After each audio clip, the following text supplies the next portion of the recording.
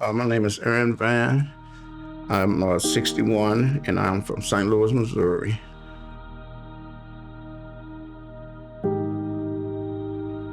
Well, my journey began when I was young and in grade school. We had about the fifth grade, fourth or fifth grade, we smoking cigarettes and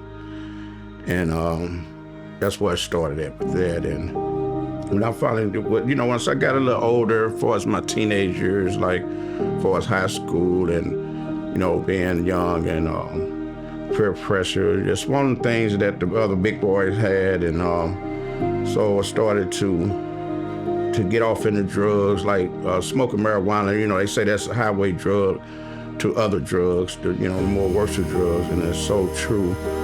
And you don't see it coming.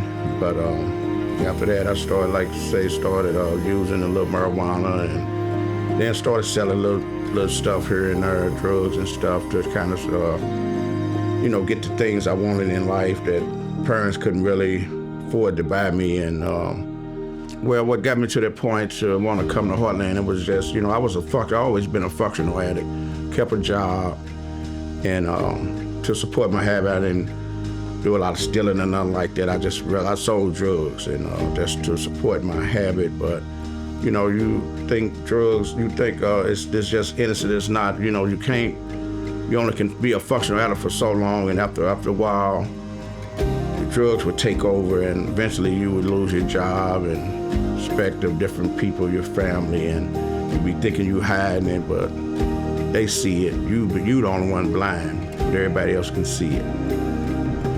So I was 50 years old when I came to Heartland. I was tired of being sick and tired, but I was ready for change. And somebody, Ed Saunier, he'd been a part of Heartland. He came and walked into my store. God sent him in the store I was working at, and he told me about Heartland.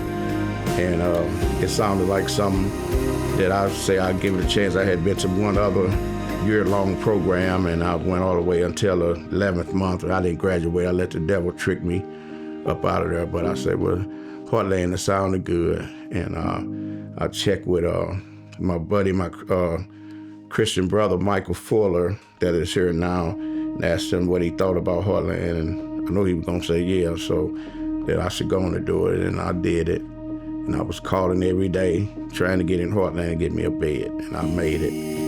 My biggest thing that's changed my life since I've been here at Heartland, like I say, this is not my first rodeo. Matter of fact, this is my third rodeo, but this time I really humbled myself and surrendered myself to the calling that God has on my life. And I've just been doing a lot of studying in the Word, because it's the Word that keeps you. And as long as you stay connected to God and stay in the Word, He's able to keep you focused and want to just have a changed life. And this time, looking towards the future, this time, like I say, I've been studying, I've been in the Word a lot. I just been quiet and just studying and staying out the way and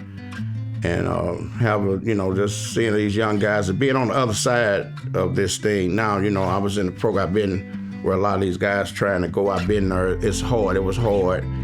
But God put me here to kind of lift some of them up. And as I'm lifting myself up, when you minister to other people, you're really ministering to yourself. He that started good work in me years ago, He's able to complete it. Part of my calling, God called me to get people up here to Heartland. It's the only program I really even know about. I've tried, I did one before at St. Louis. It was fine, but nothing like this. This is God's house. This is something I think, Pastor Charlie, God gave Pastor Charlie the vision to do this. And this place here is something like the promised land in the Bible. And, people, they don't believe it's a place that can be like this. But just if you're seeking help, cry out to God, and He will answer your call. And just like this, get some help and just cry out to Him. That's where it all starts at, because we can't do it on our own. We need God to do what we can't do. Yeah.